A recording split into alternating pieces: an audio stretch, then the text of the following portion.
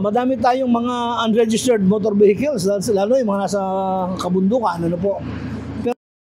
Target sa Land Transportation Office Region 10 nga mahatod ang serbisyo sa remote areas sa Northern Mindanao sama sa Bukidnon, Misamis Oriental, Misamis Occidental ug Lanao del Norte pinaagi sa LTO on Wheels. Gipasabot ni LTO 10 Regional Director Nelson Manaloto nga inisyatiba kini sa ahensya alang sa katauhan nga naglisod pagdalikyat sa LTO 10 district offices. Ang layunin po nito ay para mapagserbisyan po natin ang ating mga kababayan na umuuna sa malalayong lugar. Ano po? This program or project will definitely make government services closer to the people. Ano po? In fact, hindi mo na kailangan pupunta sa mga regional offices, sa mga opisina ng LTO. Ito mismo ang pupunta sa mga hinterland, sa mga remote barangays. Giklaro sa opisyal ang mga serbisyo nga pwede mapahimuslan sa mga kliyente sa LTO on Wheels.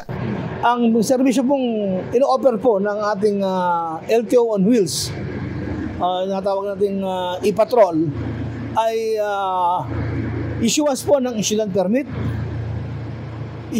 renewal po ng driver's license, renewal po ng motor vehicle registration. So atong sakaon mga kabrigada, ang kaning LTO on Wheels nga bago lang yun naidangat diri sa LTO Northern Mindanao. Makita ninyo no, mugaway bugnaw kaayo ang aircon.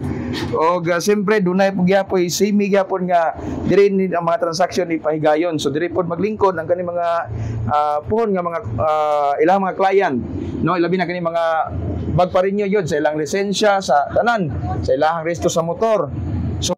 Samtang gikalipay kini sa usa ka Cagayanon nga si Artemio Cunyado, gumikan importante alang kaniya nga updated ang mga dokumento sa gipanag-iyahan nga mga behikulo. Rehistro mo gina kay dakpon man na para maligal siya ba?